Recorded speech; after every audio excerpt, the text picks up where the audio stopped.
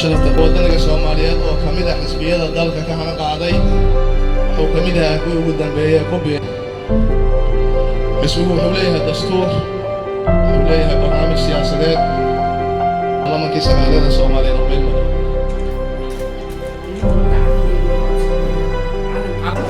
Bismillah.